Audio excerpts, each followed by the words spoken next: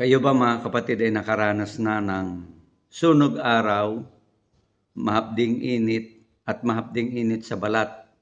Ito po ang tinatawag nilang sunburn. Ito po ay nangyayari kapag tayo po ay masyadong nalantad sa bilad ng araw, lalo't higit sa mga mahilig pumunta sa mga beaches at sila po'y naliligo. Minsan sila ay naapektuhan ng tindi ng sikat ng araw. Kaya nagkakaroon po sila ng sunburn. Ano po ba ang tinatawag nating sunog araw? Ang ibig sabihin ng sunburn ay erythema o pulupulutong na pamumula ng balat na may iba't ibang laki at hugis bunga ng labis na pagkabilad sa araw. Kapag tayo ay nagka-sunburn mga kapatid, ano po ang dapat nating gawin at ano po ang ating kukuhanin?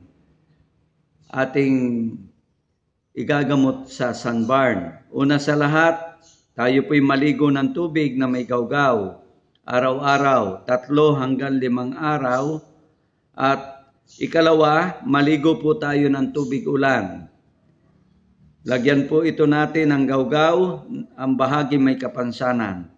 Doon naman po sa mga halamang gamot na pwede nating igamot kapag ang tao po ay may sunburn. Una sa lahat, kung kilala nyo po ang alusiman, kumuha kayo ng mga dahon at katasin, ipahid ang katas nito pagkatapos ng paligong may gawgaw.